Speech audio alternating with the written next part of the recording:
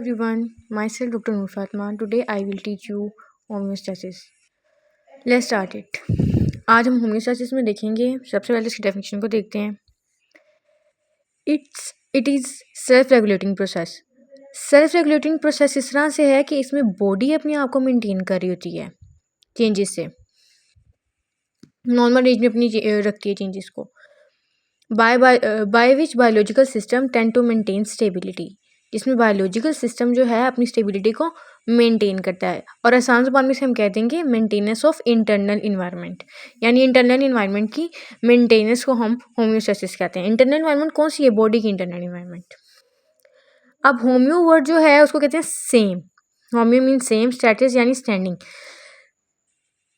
ये होम्योस्टैसिस का वर्ड जो सबसे पहले इंट्रोड्यूस करवाया था ना, वो करवाया था वाल्टर बी कैनन ने 1930 के अंदर। थोड़ा सा इसे अंडरस्टैंड करने के लिए हम थोड़ा सा और इसको थोड़ा देख लेते हैं कि सेट पॉइंट जो होता है वो है physiological value around which normal range fluctuate. ये वो फिजियोलॉजिकल वैल्यू है जिसके अराउंड जो है नॉर्मल रेंज जो है ना फ्लक्चुएट करती है, चेंजेस जो हैं वो आते हैं उस फिजियोलॉजिकल वैल्यू के दरमियान, यानी कि वो वैल्यू जिसके अंदर बॉडी अपना एक नॉर्मल फंक्शन परफॉर्म कर रही होती है। और नॉर्मल रेंज क्या है? वो है restricted set of values that is optimal and stable. ये ऑप्टिमल और स्टेबल होता है, यानी ये वो वाली स्टेट है जो ऑप्टिमल है, स्टेबल है, यानी इस स्टेट के अंदर बॉडी अपने जो फंक्शन है वो एफिशिएंटली परफॉर्म कर रही होती है। अब हम इसमें देखते हैं कि role of various system of body in homeostasis. Homeostasis में हमारी बॉडी के अंदर एक मेंटेन कर रहा है बॉडी का सिस्टम सारा, लेकिन कौन कौन से सिस्टम उसके अंदर इन्वॉल्व हैं, किस तरह से वो उसको मेंटेन करके रखे हुए हैं, हम उन चीज़ों को देखते हैं। और अगर उनमें किसी किस्म के चेंजेस आ जाएं तो फिर क्या होगा, और कौन कौन से ऑर्गन्स होंगे जिन सब में टेक पार्ट कर रहे होंगे। तो पहले हम बात करते हैं पीएच की। पीएच, एक्स्ट्रा सेलुलर फ्लूइड के पीएच का मेंटेन रहना एक क्रिटिकल वैल्यू पे बहुत इंपॉर्टेंट होता है, और वो वैल्यू 7.4 होती है। अगर तो इसमें चेंजेस आते हैं तो टिश्यू जो है वो सर्वाइव नहीं कर पाएंगे, टिश्यू अपना वर्क नहीं सही से कर पाएंगे। अब हम डिक्रीज इन पीएच पे बात करें तो जैसे पीएच कम होगी तो एसिडिक चीज होने शुरू हो जाएगी, तो क्या होगा? एसिडोसिस स्टार्ट हो जाएगी। और इसी तरह से जैसे पीएच इंक्रीज होगी तो अल्कलोसिस स्टार्ट हो जाएगी, क्योंकि वो अल्कलाइन साइड पे चल जाएगी। अब कौन कौन से ऑर्गन्स हैं? रिस्पायरेटरी सिस्टम, ब्लड, किडनीज वगैरह, ये सब जो है इन्वॉल्व होते हैं इस पीएच को मेंटेन करने में। इसी तरह हम बॉडी टेम्परेचर की बात करते हैं। जब होम्योस्टैसिस की बात करते हैं तो बॉडी टेम्परेचर सबसे पहले सबके माइंड में आता है कि किस तरह से जो है बॉडी टेम्परेचर इंपॉर्टेंट है, उसकी मेंटेनेंस वगैरह, और वो कितना होता है, ये चीज़ देखते हैं। तो बॉडी से जो टेम्परेचर है उसको 37.5 डिग्री सेंटीग्रेड पे ही होना चाहिए। इससे कम या ज़्यादा होगा तो क्या होगा? मेटाबॉलिक एक्टिविटीज़ कम होने लग जाएगी, क्योंकि हमें पता है कि एंजाइम्स जो होते हैं उन्होंने अपना जो परफॉर्मेंस करनी होती है उन्होंने करनी होती है ऑप्टिमम पीएच पे, ऑप्टिमम टेम्परेचर पे।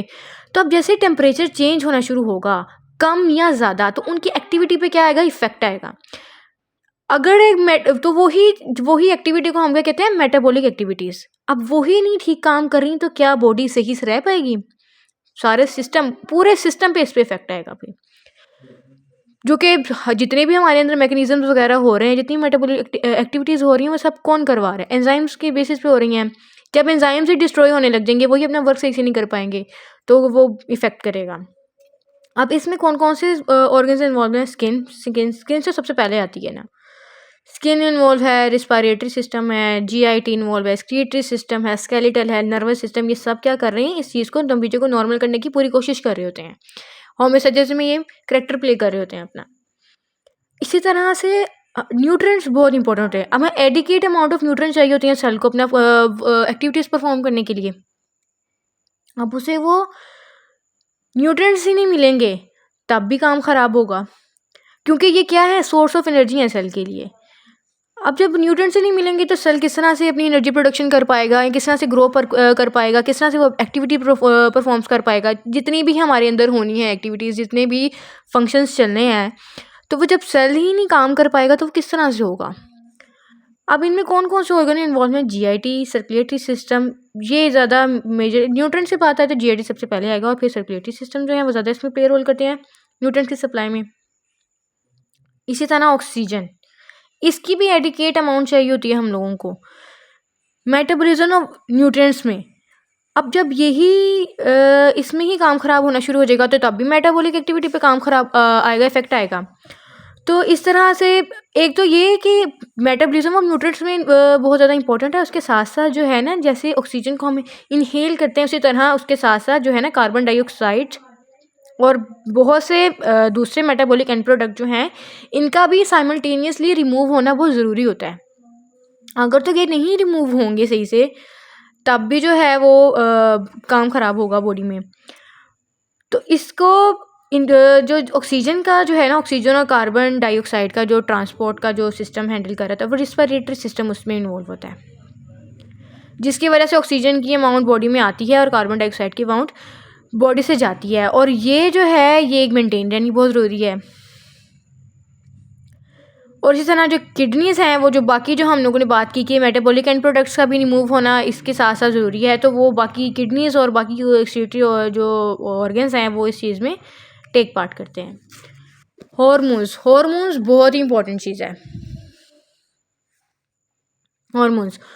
हॉर्मोन्स जो होते हैं ये मेटाबॉलिज्म ऑफ न्यूट्रिएंट्स में भी और बहुत से जो सब्सटेंसेस वगैरह होते हैं सेल के लिए, उन सब में जो हॉर्मोन्स का बड़ा करैक्टर होता है।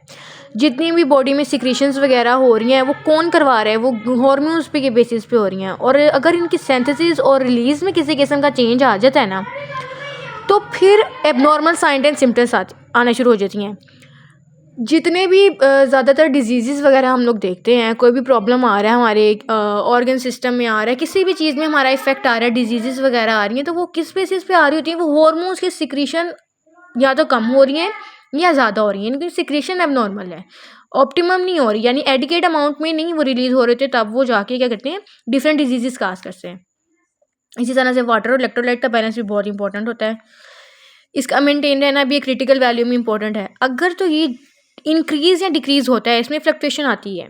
डिक्रीज़ हो गया तो डिहाइड्रेशन का काज करवाएगा, और अगर इंक्रीज़ हो गया है मोर देन नॉर्मल रेंज, तो वो क्या करवाएगा, वाटर टॉक्सिसिटी हो जाएगी, जिसकी वजह से फ्लूइड की जो बॉडी फ्लूइड है उसकी ऑस्मोलैरिटी पे चेंज आएगा, वो अल्टर कर जाएगी। ये भी गुड नहीं है। सेल डिस्टेंशन स्टार्ट हो जाएगी, इसका सेल लाइसिस और सेल जो बर्स्टिंग है वो स्टार्ट हो जाएगी। तो इसी तरह central nervous system main character play करता है। ये इसके अंदर ब्रेन और स्पाइनल कॉर्ड इन्वॉल्व होते हैं, हमें पता है इस चीज़ का। तो ये भी होम्योस्टेसिस को में ये इन्वॉल्व होते हैं। जैसे सेंसरी ऑर्गन डिटेक्ट करते हैं कि बॉडी के अंदर या चेंजेस आ रहे हैं, तो वो फ़ौरन वो मैसेज कहाँ जाता है, ब्रेन के पास जाता है। ब्रेन उसे इंटीग्रेट और इंटरसेप्ट करता है। उसके बाद उस इंफॉर्मेशन को पहले इंफॉर्मेशन उसके पास जाएगी, उसके बाद वो कमांड देता है बॉडी को कि अब वो एक्ट करे, वो उसको चीज़ को जो भी चेंजेस आ रहे हैं उसको नॉर्मलाइज करे, उसको मेंटेन करे, नॉर्मल रेंज में लेके आए, ताकि बॉडी अवॉइड कर सके डैमेज को, किसी किस्म का डैमेज ना हो सके। इसी तरह ऑटोनॉमिक नर्वस सिस्टम है, ये तो बहुत ज़्यादा, जितने भी वेजिटेटिव फंक्शंस बॉडी में इन्वॉल्व हैं उन सबको मेंटेन कौन कर रहा है, उस सब में जो मेन कैरेक्टर प्ले कर रहा है वो ऑटोनॉमिक नर्वस सिस्टम है। इसी तरह से अब हम कंपोनेंट की बात करते हैं। हमें पता चल गया कि होम्योस्टेसिस के अंदर किस तरह से डिफरेंट सिस्टम जो हैं वो अपनी रेगुलेशन कर रहे हैं। अब हम कंपोनेंट में चल जाते हैं कि होम्योस्टेसिस के कंपोनेंट कौन से हैं। होम्योस्टेसिस की बात कहाँ से स्टार्ट होगी, किसी किस्म की कोई डेविएशन, को चेंज आएगा बॉडी में, नॉर्मल रेंज से चेंज आ रहा है बॉडी में, फॉरेन सेंसर उसे डिटेक्ट करेंगे। जैसे ही डिटेक्ट होगा वो इन्फॉर्मेशन कहाँ जाएगी, कंट्रोल सेंटर में। कंट्रोल सेंटर कौन है, ब्रेन। ब्रेन के पास वो इन्फॉर्मेशन जाएगी, ब्रेन उसे रीड करेगा कि अच्छा ये चेंजेस आ रहे हैं, वो फिर कमांड करेगा, वो इन्फॉर्मेशन को क्या करेगा, कमांड करेगा। और इस तरह से फिर वो इफेक्टिव साइड पे जाएगी वो इन्फॉर्मेशन, और वहाँ से उस चीज़ की करेक्शन होगी। और वो करेक्शन क्या होगी, वो दोबारा से उस स्टेट को, बॉडी की वो जो चेंजेस आ रहे थे उसको नॉर्मलाइज करने की कोशिश करेगी। इस तरह से जो होम्योस्टेसिस जो है उसने मेंटेन कर लिया बॉडी की इंटरनल इन्वायरमेंट को। यही तो काम है होम्योस्टेसिस का। अब हम देखते हैं मैकेनिज़्म हमने देख लिया कि किस तरह से ऑर्गन्स इन्वॉल्व थे, सिस्टम इन्वॉल्व थे और किस तरह से जो है उसके कंपोनेंट हैं होम्योस्टैटिक सिस्टम के, कैसे वो वर्क कर रहा है। अब हम देखेंगे mechanism of action of homeostatic system, कि किस तरह से होम्योस्टैटिक सिस्टम अपना जो किस मैकेनिज्म को फॉलो करते हुए वो सारी सिस्टम को मेंटेन कर रहा होता है। तो 2 टाइप्स के जो होते हैं वो इसके अंदर होते हैं मैकेनिज्म्स। एक होता है नेगेटिव फीडबैक और दूसरा होता है पॉजिटिव फीडबैक। अब हम एक ओवरव्यू ले लेते हैं कि वो एक नॉर्मल वाटर कंटेंट है बॉडी के अंदर, किसी किस्म के कोई चेंजेस नहीं आ रहे तो वो तो नॉर्मल ही देगा, उसमें तो हमें मसला ही कोई नहीं है। ये चीज़ तो है, ये स्टेबल कह लें, होम्योस्टैटिक कह दें, कुछ भी कह दें इसे। लेकिन अगर इसके अंदर इंक्रीज़ हो रहा है या डिक्रीज़ हो रहा है, उस चीज़ की मेंटेनेंस बहुत इंपॉर्टेंट है। अब जब इंक्रीज़ होगा वाटर कंटेंट बॉडी के अंदर, तो हम लोगों का वाटर कंटेंट बॉडी में ज़्यादा है, तो ना तो हमें बॉडी में वाटर कंटेंट ज़्यादा चाहिए और ना ही कम चाहिए, दोनों ही सेल के लिए ख़तरनाक साबित होंगे। अगर ज़्यादा होगा तो भी ऑस्मोलर डिफरेंस स्टार्ट हो जाएगा, सेल जो है वो लार्ज होना शुरू हो जाएगा और लास्ट पे क्या होगा, वो बस्ट हो जाएगा। इसी तरह से जब डिक्रीज़ हो जाएगा वाटर कंटेंट, तो तब भी सेल जो है वो जो है उसका साइज़ रिड्यूस होना शुरू हो जाएगा, श्रिंक कर जाएगा। तो ये दोनों ही अच्छे नहीं है सेल की हेल्थ के लिए।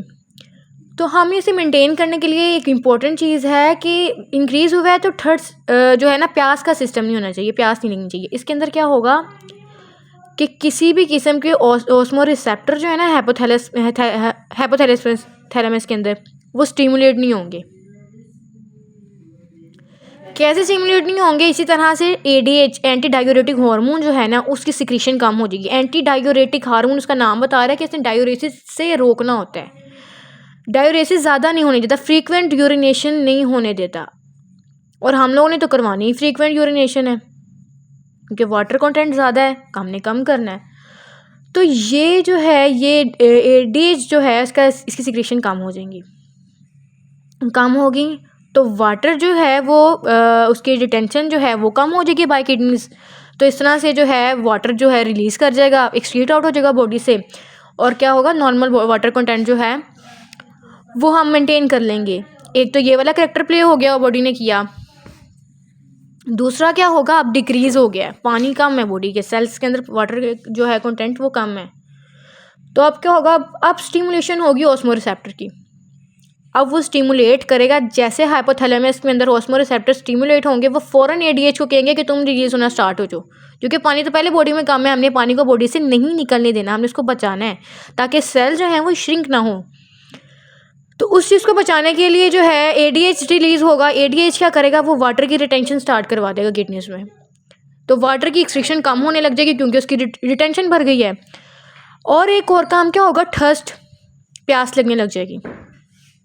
इस तरह से भी हम वाटर इनटेक बढ़ा देंगे, पानी जो है बॉडी में बढ़ना शुरू हो जाएगा, उसका जो कंटेंट है वो नॉर्मलाइज हो जाएगा बॉडी में, जो उसकी वीकनेस जो हुई है, वाटर जो कम हुआ है वो मेंटेन हो जाएगा। इस तरह से क्या होगा, इंक्रीज वाटर इनटेक बढ़ जाएगा। तो फिर ये एट द एंड क्या कर रहा है, ये जब इन किडनीज ने रिटेंशन कर दिया वाटर की और एक थर्स्ट जो है वो भी इंक्रीज़ हो गया, तो वो नॉर्मल वाटर कंटेंट जो है बॉडी का वो मेंटेन कर लेगा। अब हम सेपरेटली पढ़ते हैं कि नेगेटिव फीडबैक मैकेनिज्म क्या है और पॉजिटिव फीडबैक मैकेनिज्म क्या है। इसको समझते हैं पहले डेफिनेशन से, कि a reaction in which system respond in such a way as to reverse the direction of change. ये वो रिएक्शन है, इसने रिस्पॉन्ड इस वे में कर रहे हैं कि ये डायरेक्शन को ही रिवर्स कर देगा। जिस वे में रिस्पॉन्स आ रहा है, जो स्टिमुला है जिस वे में, तो रिस्पॉन्स उसकी ऑपोजिट डायरेक्शन में जाएगा। कैसे? स्टिमुलस आया कि rise in blood glucose level. अब स्टिमुलस क्या है कि ब्लड ग्लूकोज लेवल जो है वो इंक्रीज हुआ है। अब इसका नेगेटिव फीडबैक है, तो हम लोगों ने कहा है कि स्टिमुलस जिस डायरेक्शन में आएगा और रिस्पॉन्ड उसकी ऑपोजिट डायरेक्शन में होगा। तो अब क्या होगा कि ब्लड का प्रेशर ज़्यादा है, ग्लूकोज जो है वो ज़्यादा है ब्लड में, तो रिसेप्टर्स जो है वो रिसेप्टर्स क्या होंगे, इंसुलिन सिक्रेटिंग सेल्स होंगे पैंक्रियाज में। वो क्या करेंगे, इंसुलिन का रिलीज़ ब्लड में बढ़ा देंगे। जैसे इंसुलिन का रिलीज ब्लड में बढ़ेगा, तो जो ग्लूकोज का अपटेक है वो बढ़ जाएगा। ग्लूकोज जो है वो जो ब्लड में जो थी ना, अब वो ब्लड में नहीं रहेगी, वो सेल में जाना शुरू हो जाएगी। इंसुलिन जो भाग गई है उसने उसका अपटेक बढ़ा दिया, अब वो ब्लड में ज़्यादा नहीं होगी, अब वो सेल में जाना स्टार्ट हो जाएगी। सेल में जा रही है तो वो गुड है, वो ठीक है। ब्लड में ज़्यादा हो तो काम ख़राब है। अब उसने उसका अपटेक बढ़ा दिया तो ब्लड से तो वो रिमूव होना शुरू होगी। इसी तरह से होम्योस्टेसिस जो है वो मेंटेन हो जाएगा ग्लूकोज लेवल का। अब ये क्या करेगा, रिस्पॉन्स का स्टिमुलस टू रिड्यूस। तो ये तो बात की थी कि स्टिमुलस जो है उसके ऑपोजिट डायरेक्शन में क्या होगा, रिस्पॉन्स होगा। ये चीज़ इंक्रीज थी, स्टिमुलस क्या था, वो इंक्रीज हो रहा था। रिस्पॉन्ड में क्या है, वो रिड्यूस हो गया है। तो ये फीडबैक मैकेनिज्म है कि वो रिवर्स करेगा डायरेक्शन ऑफ चेंज। तो ये हो गया नेगेटिव फीडबैक मैकेनिज्म। अब हम पॉजिटिव की तरफ आते हैं। पॉजिटिव फीडबैक मैकेनिज्म में क्या होगा, ये वो सिस्टम है जिसके अंदर सिस्टम रिएक्ट करेगा इन such a way to increase. यहाँ पे इंक्रीज हो जाएगी, वहाँ पे डायरेक्शन रिवर्स डायरेक्शन में रिस्पॉन्ड आ गया था कि जिस स्टिमुला जो है अगर वो इंक्रीज है तो रिस्पॉन्स हम लोगों का डिक्रीज आया था, वो रिड्यूस हो गया था ब्लड ग्लूकोज लेवल जो था। इसके अंदर जो है इंटेंसिटी ऑफ चेंज जो है वो होगी सेम डायरेक्शन के अंदर। ये एग्जांपल है ना, इसमें तो वैसे भी लॉन्ग आ जाता होता है ये, इसमें से चाहे वो पॉजिटिव फीडबैक करके पूछें या वो ब्लड का पूछ ले कि किस तरह से जो है सिस्टम करता है, वो रेगुलेट करता है ब्लड ब्लीडिंग को स्टॉप करने में। तो अब देखो कि इंजरी हुई ब्लड वेसल्स के अंदर, ब्लीडिंग स्टार्ट होगी, क्या इंपॉर्टेंट तो क्या है, बॉडी ये काम करेगी कि हम ब्लड का लॉस कम से कम हो सके, उसको बचाया जा सके। तो क्या होगा, प्रोथ्रोम्बिन जो है एक्टिवेटर का फॉर्मेशन स्टार्ट हो जाएगी। प्रोथ्रोम्बिन एक्टिवेटर की फॉर्मेशन जैसी होगी तो वो कन्वर्जन होगी प्रोथ्रोम्बिन की थ्रोम्बिन के अंदर। फिर थ्रोम्बिन चाहिए हम लोगों को, तो पहला जो था वो प्रोथ्रोम्बिन बना, वो कन्वर्ट हो गया थ्रोम्बिन के अंदर। अब ये एक्टिवेटेड फॉर्म है थ्रोम्बिन की।